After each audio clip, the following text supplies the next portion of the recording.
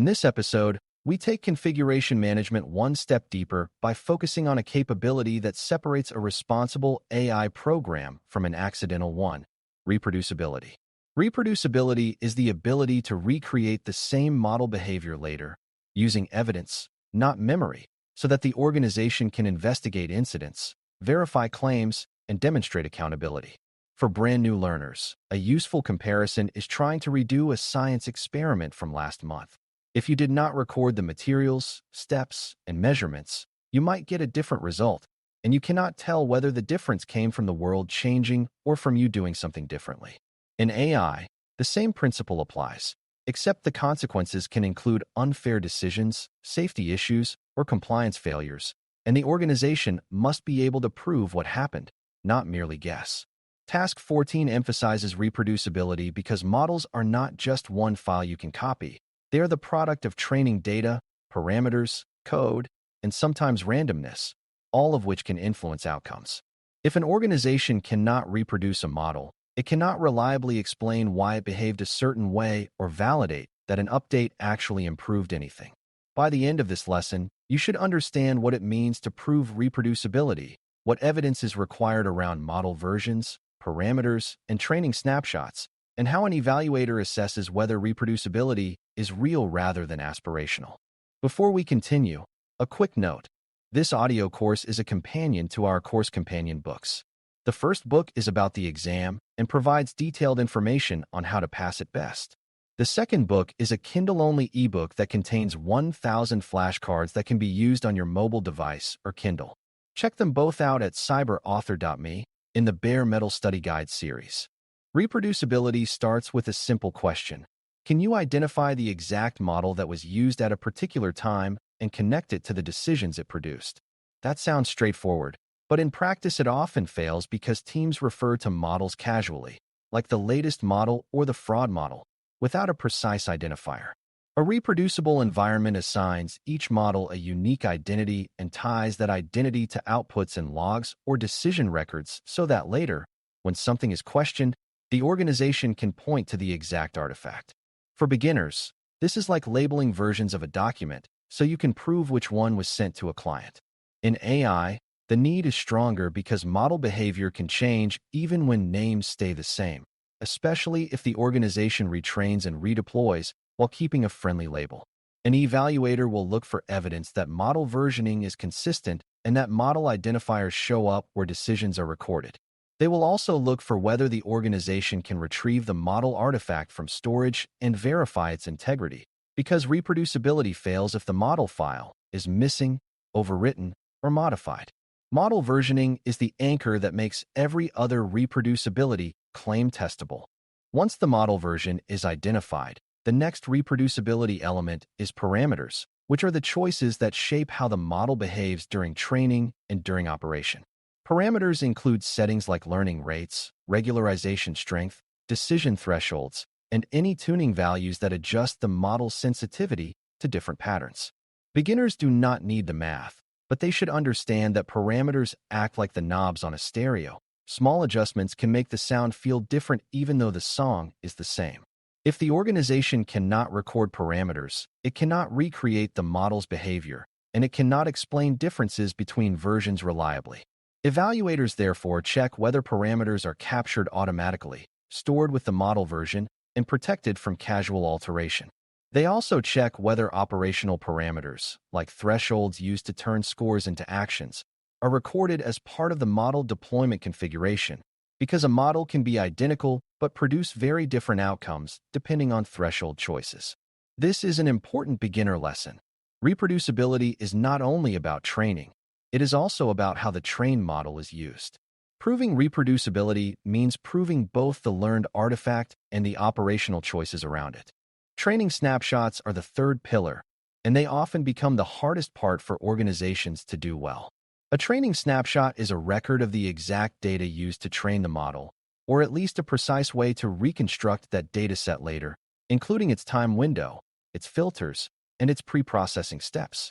Data is tricky because it is large, it changes over time, and it can include sensitive information that cannot always be stored indefinitely.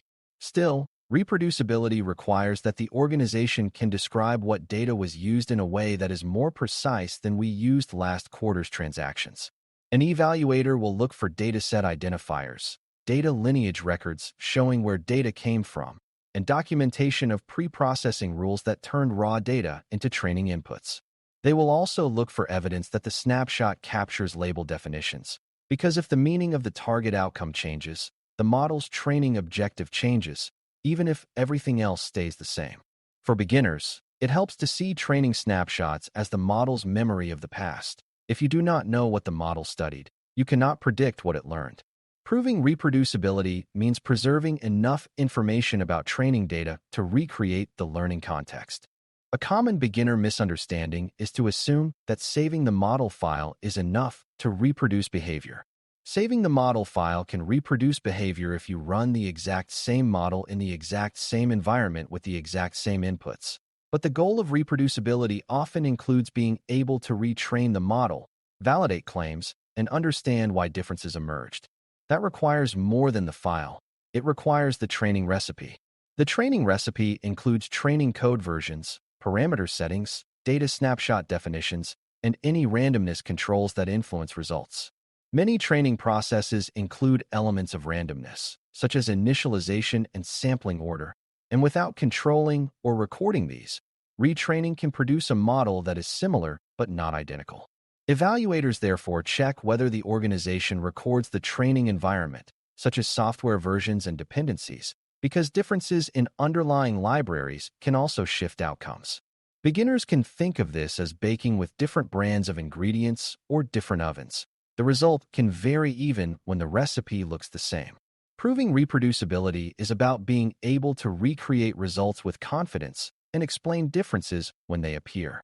Reproducibility is also essential for incident investigation, because when an AI system causes harm, the organization needs to answer questions about what happened and why. If the organization cannot reproduce the model state, it might be unable to confirm whether the issue was due to the model, the data, the configuration, or a downstream process.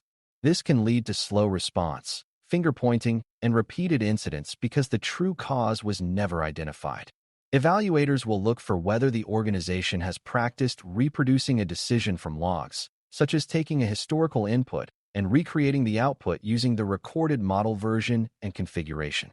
They will also look for whether the organization can trace from an output back to the model and training snapshot.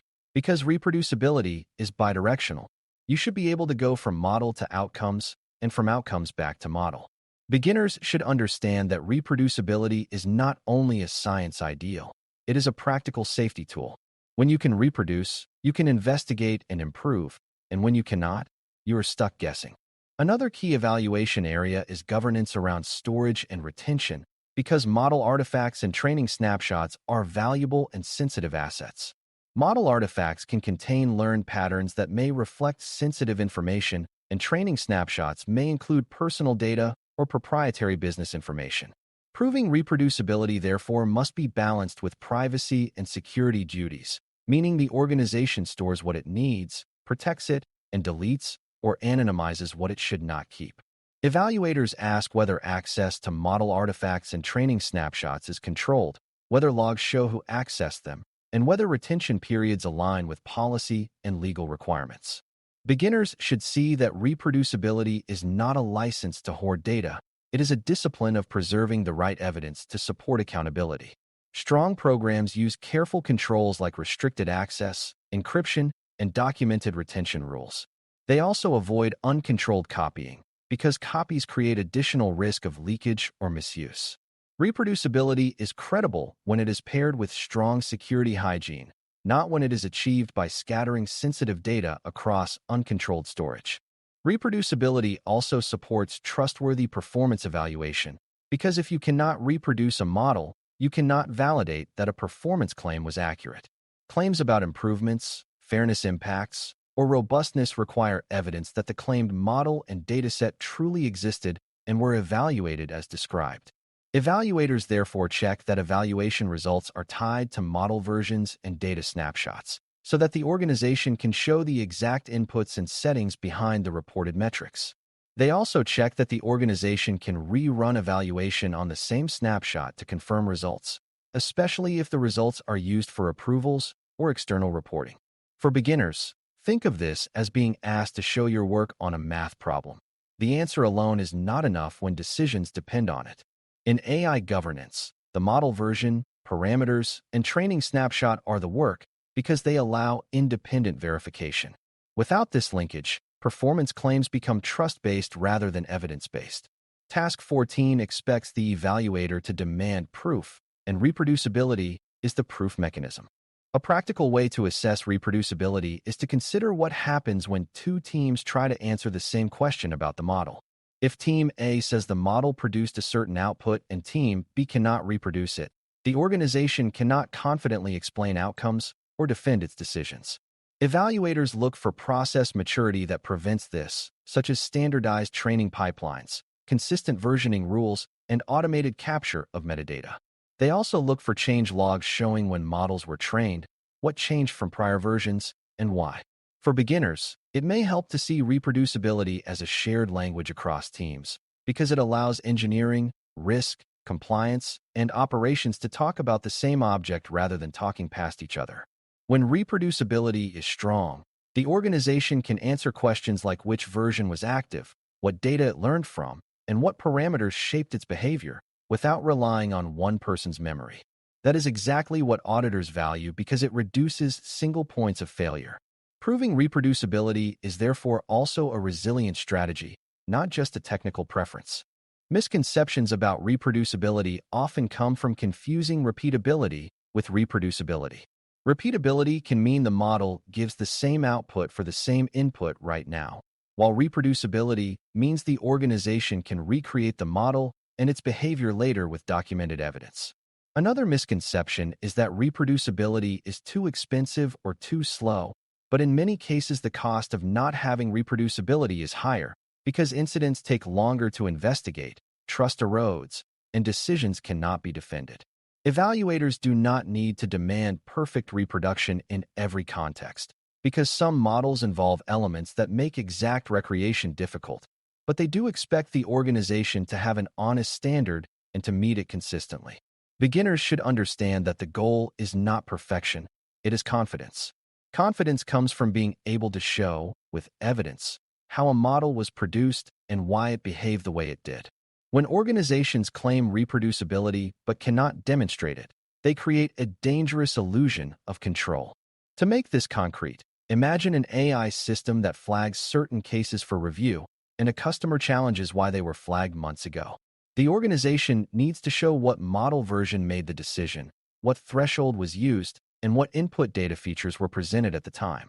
If the organization has reproducibility, it can reconstruct the decision path and explain it within policy limits, while also checking whether the decision was consistent with other similar cases. If the organization lacks reproducibility, it may only be able to say the system flagged it, without knowing which model or why, which is not acceptable in many high-impact contexts. An evaluator would ask whether the organization can retrieve the model artifact, verify the parameters, and reference the training snapshot definition that produced the model. They would also ask whether the organization can rerun the model on the historical input to confirm the output, recognizing that the output should match if the system state is truly captured.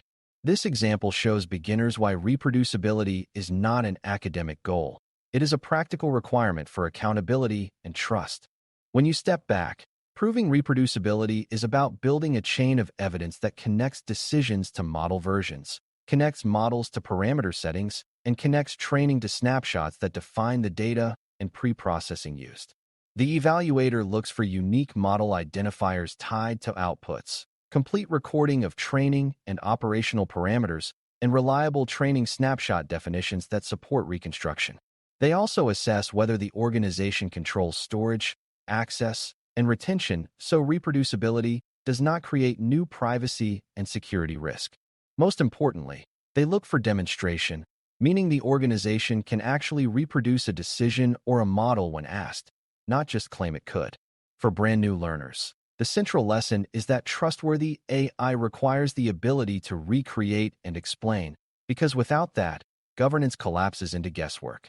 If you can explain why model versions, parameters, and training snapshots form the backbone of reproducibility, you have built the core task 14 mindset.